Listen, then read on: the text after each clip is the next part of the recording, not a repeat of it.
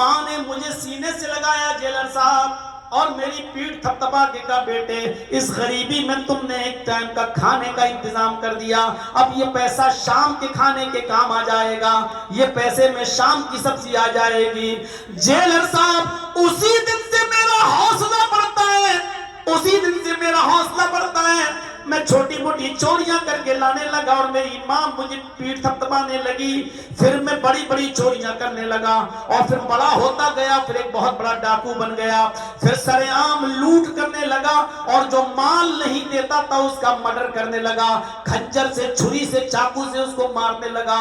کسی کا قتل کر دینا میرے لیے معمولی بات ہو گئی، بس مجھے مال چاہیے، اگر آسانی سے کوئی دے دیتا تو ٹھیک ہے، نہیں دیتا تو اس کو قتل کر کے میں اس کا مال چھین لیتا تھا۔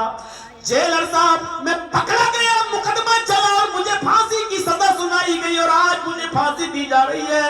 اگر میری ماں نے اسی وقت جس وقت میں انڈا لے کر آیا تھا اور پیسہ میں نے اپنی ماں کے ہاتھ میں دیا تھا، اسی وقت اگر میری ماں نے میرے گال پر ایک تھپڑ مارا ہوتا اور مجھے پکڑ کر دکاندار کے پاس لے گئی ہوتی اور پیسہ میرے سامنے دکاندار کو واپس کر کے کہا ہوتا بھائی میرے بیٹے سے غلطی ہو گئی ہے، میں نے اس کو سزا دی ہے، پیسہ تمہیں دے کر نہیں آیا تھا، یہ لو پیسہ، اگر اسی وقت اس نے مجھے تھپڑ مار کر پیسہ واپس کر دیا ہوتا تو اس تھپڑ کے اثر سے میں اتنا بڑا چور اور ڈاکو نہیں بنتا۔ مجھے اس منزل تک اور اس مقام تک پہنچانے والی میری ماں ہے، اگر مجھے پھانسی دی جا رہی ہے تو مجھے پھانسی کے تختے پر پہنچانے والی ماں کو زندہ کیسے چھوڑا جا رہا ہے؟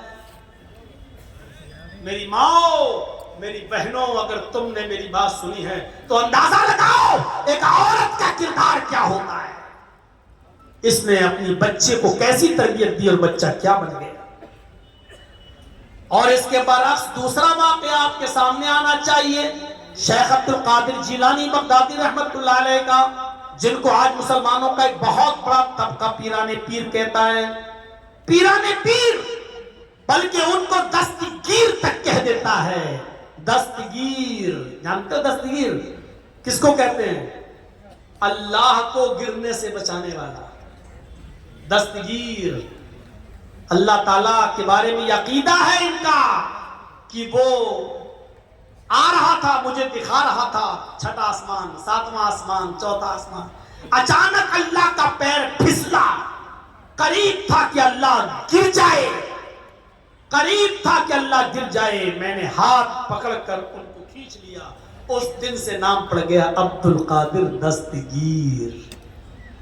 اللہ پھسل گیا، اللہ گر گیا، اور اللہ کو گرنے سے بچانے والے کون تھے؟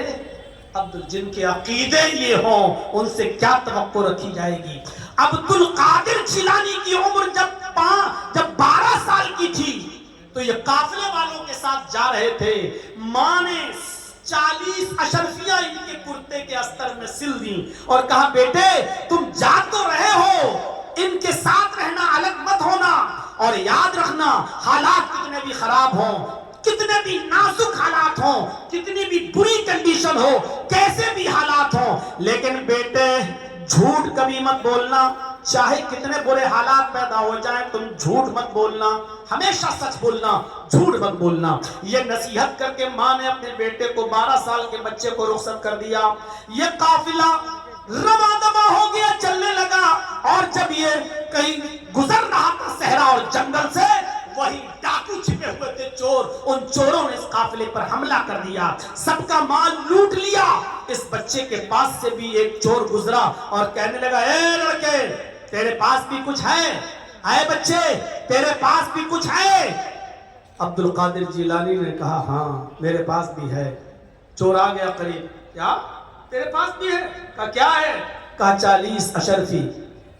ارے کہاں ہے بھائی، مجھے تو نہیں دکھ رہی ہیں، کہاں ہے؟ کہا یہ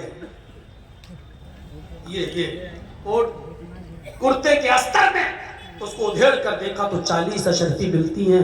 چور تنگ رہ گیا، بیٹا یہ تو یہاں چھپی ہوئی تھی، ہم تو یہاں تک پہنچ بھی نہیں پاتے، اور تم تو اتنے چھوٹے بچے ہو کہ تمہاری تلاشی بھی کوئی نہیں لیتا، یہ بتاؤ تم جب یہ پیسہ، جب یہ اشرفیاں چھپی ہوئی تھی تو تم نے بتا کیوں دیا؟ کیا جواب دیتا ہے وہ بچہ؟ میری بہنوں سنو اور میری قوم کی بیٹیوں سنو، میری ماں سنو، اس بچے نے جواب دیا کہ جب میں گھر سے نکل رہا تھا تو میری ماں نے مجھے نصیحت کرتے ہوئے فرمایا، بیٹے حالات کتنے بھی نازک ہوں، کتنے بھی ناگفتہ ہوں، کتنے بھی خراب ہوں، لیکن جھوٹ کبھی مت بولنا۔ جب تم نے مجھ سے پوچھا کہ تمہارے پاس بھی کچھ ہے تو میں نے کہہ دیا ہاں۔ جب پوچھا کیا ہے تو میں نے کہا 40 اشر تھی۔ میں اپنی ماں کا کہنا کیسے ٹھکرا سکتا تھا جبکہ میری ماں نے یہ کہا تھا کہ حالات کتنے بھی خراب ہوں لیکن بیٹے جھوٹ کبھی مت بولنا، اس لیے میں نے سچ سچ بتا دیا۔ اس چور نے کہا، واہ تو اپنی ماں کا اتنا کہنا مانتا ہے، اور میری تو ساری زندگی اسی چوری اور ڈکیتی میں گزر گئی، میں نے تو آج تک اپنے رب کی فرما برداری نہیں کی، میں کتنا بڑا نکما اور کمینہ انسان ہوں۔ وہ اس بچے کو لے کر اپنے سردار کے پاس گیا اور پورا واقعہ بتایا۔ سردار کے اوپر بڑا اثر ہوا، اس نے سارے چوروں کو حکم دیا کہ ان لوگوں کا لوٹا ہوا مال واپس کر دو اور سب توبہ کرو، اور آج کے بعد کوئی بھی نافرمانی نہیں کرے گا اپنے رب کی۔ سب نے اللہ کے حضور سچی توبہ کی اور دعا کی، اللہ کے سامنے گڑگڑائے اور روئے۔ تو میرے بھائیوں، ایک بچے کے سچ بولنے سے سارے کے سارے چوروں نے اللہ سے توبہ کر کے صحیح راستہ پکڑ لیا۔ اس بچے کو صحیح تربیت دینے والی بھی ایک ماں تھی۔ ماں کا کردار بڑا عجیب ہوتا ہے۔ ماں کا کردار، ماں چاہے تو اپنے بچے کو ڈاکو بنا دے، اور ماں کی تربیت چاہے تو اپنے بچے کو ایسا بنا دے کہ وہ وقت کا ایک بہت بڑا ولی اللہ بن جائے، وقت کا ایک بہت بڑا مجاہد بن جائے، وقت کا بہت بڑا خدا ترس بن جائے۔ میرے بھائیوں، یہ آج امام کعبہ کو جو آپ دیکھتے ہو، یہ سدیس صاحب جن کی قرت آپ سنتے ہیں، ان کے بارے میں قصہ معلوم ہے، یہ کوئی شرارت کر رہے تھے تو ماں نے غصے میں بددعا دی۔ آج کی مائیں کیا بددعا دیتی؟ مرجا کتے، دکھتا نہیں کتے، ستاتا ہے کتے۔ آج یہ بددعا دیتی ہے ماں، مرجا، نالائق، بے شرم، اس طریقے کی۔ اور یہ قاری سدیس، ان سے غلطی ہوئی، ماں کو پریشان کر رہے، ماں نے پکڑ کے تھپڑ لگایا اور بددعا نہیں دی۔ اس غصے میں بھی دعا نکلی ماں کی زبان سے تو یہ نکلی، جا اللہ تجھے کعبے کا امام بنا دے، اللہ کرے کہ تو کعبے کا امام بن جا۔ اس غصے میں بھی ماں کی زبان سے جملہ نکلا تو کیا نکلا؟ اللہ تجھے کعبے کا امام بنا دے۔ نہ جانے کون سے وقت میں اس کی زبان سے یہ دعا نکلی، اور آج وہ بچہ بڑا ہو کر آج خانہ کعبہ کا امام ہے، اس مکے کا امام ہے۔ ہماری ماں بہنوں سنو، یہ تربیتیں ہوتی ہیں ماں کی اپنی اولاد کے تعلق سے۔ آج ہماری تربیت کیا ہے؟ آج ہماری تربیت کیا ہے؟ ارے ابن ربیعہ کا واقعہ سنے ہو؟ تاریخ خطیب بغدادی پڑھیے، خطیب بغدادی نقل کرتے ہیں، ابن ربیعہ کے باپ ربیعہ ابن الفروخ تھے، بیٹا پیٹ میں ہے، حمل ہے، 1-2 مہینہ باقی ہے بچہ پیدا ہونے میں، لیکن سفر پیش آ گیا۔ ان کو سفر پہ جانا تھا۔ 20,000 دینار اپنی بیوی کو دیتے ہیں ربیعہ، اور کہتے ہیں کہ لو میں خرچے کے طور پر یہ 20,000 دینار دے کر جا رہا ہوں، مجھے آنے میں 2 مہینے بھی لگ سکتے ہیں، 1 سال بھی لگ سکتا ہے، سفر لمبا ہے، 2-3 سال بھی لگ سکتے ہیں، میں جا رہا ہوں۔ ربیعہ اپنی بیوی کو 20,000 دینار دے کر چلے جاتے ہیں، لیکن ربیعہ کو لوٹنے میں 27 سال لگ گئے۔ 1 سال نہیں، 2 سال نہیں، 3 سال نہیں، پورے 27 سال کے بعد ربیعہ ابن الفروخ جب لوٹ کر آئے تو اس زمانے میں یہ حدیث بھی ہے، اب تو خیر موبائل کا زمانہ ہو گیا ہے، آپ کہیں باہر سے ہیں تو اپنے گھر جانے سے پہلے فون کر دیں اپنی بیوی کو کہ میں آ رہا ہوں اور اس وقت تک گھر پہنچ جاؤں گا۔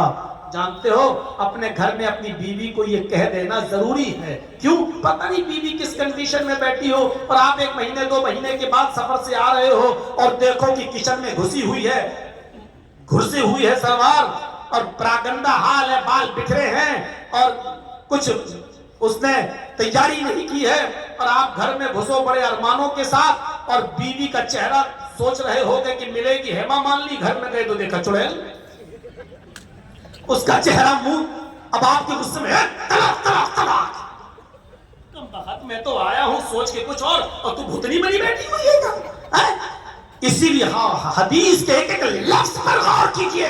اللہ کے نبی کہتے ہیں اطلاع کر دو. اس زمانے میں کہہ رہے ہیں کہ اطلاع کر دو. اور کوئی آدمی جب باہر سے آتا تھا تو اپنے گاؤں کی مسجد میں رک جاتا تھا اور مسجد سے رک کر کسی کو بھیج کر کہتا تھا کہ تمہارے شوہر آ چکے ہیں, مسجد میں ہیں, کیا گھر میں آنے کی اجازت ہے؟ اگر بیوی اجازت دیتی تو شوہر گھر میں جاتا, اور بیوی نہیں دیتی تو وہ مسجد ہی میں رہتا.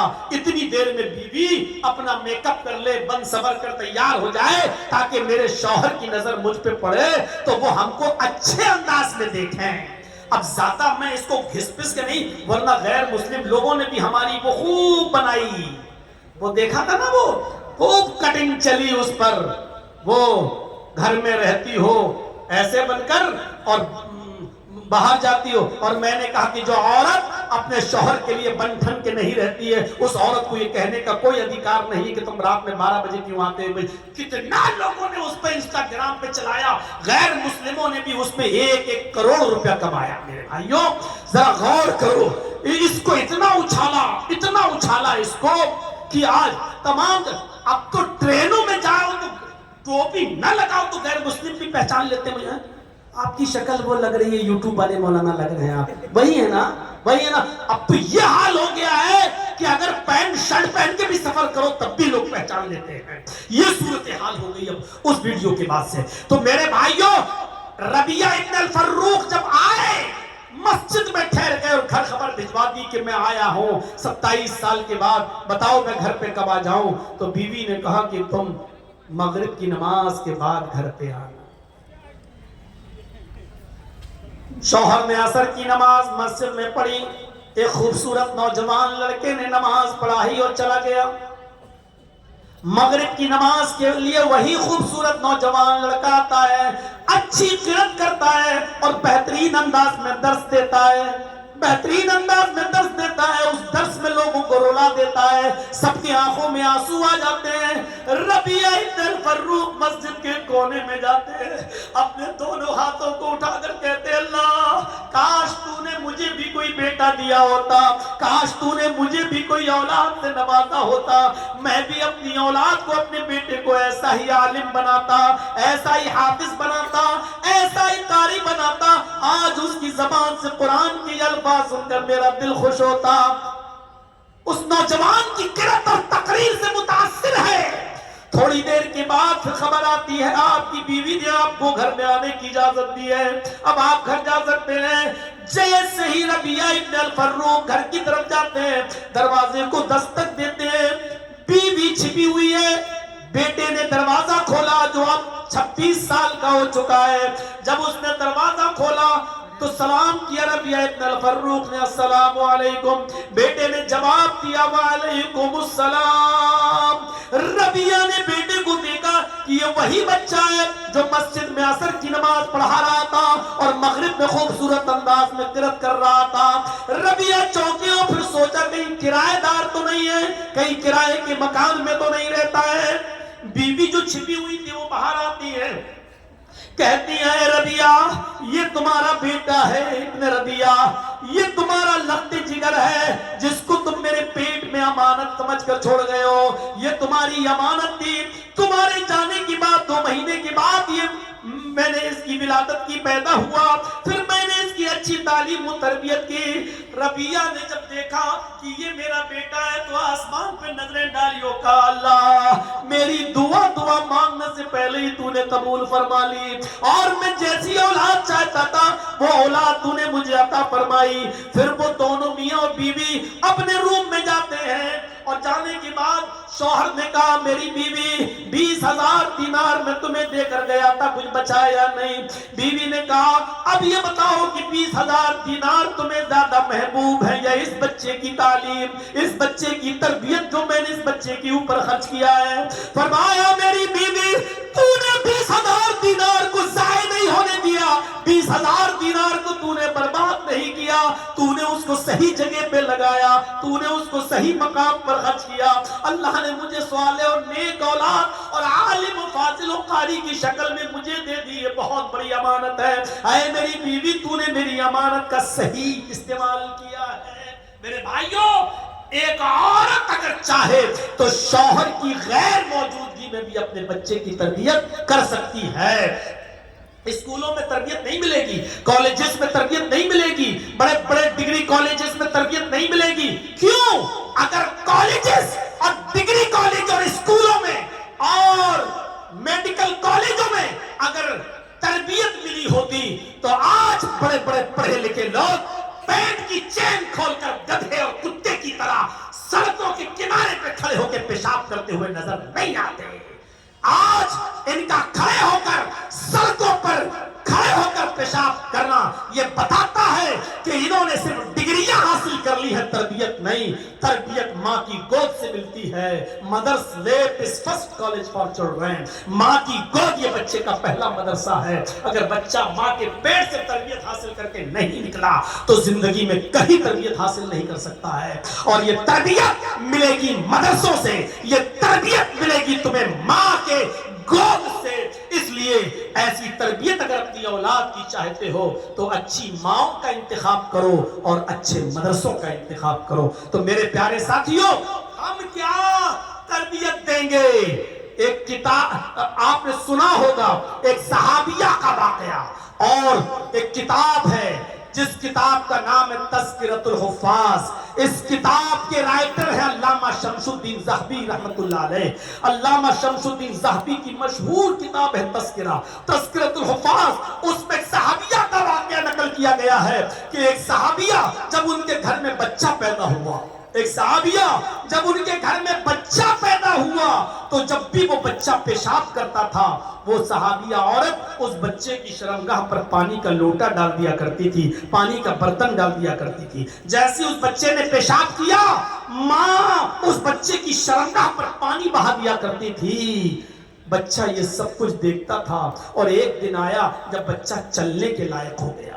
پہلا دن تھا. اور سنو, میری مائیں سن رہی ہیں تو سنیں, میری بہنیں سن رہی ہیں تو سنیں, اس بچے کا پہلا دن تھا کھڑے ہو کر چلنے کا. اور جب پہلا دن تھا بچے کے کھڑے ہو کر چلنے کا اور بچے کو جب پیشاب لگا تو بچے نے پانی کا چھوٹا سا برتن اٹھا لیا اور اٹھایا دونوں ہاتھ سے اور لے کے چلنے لگا.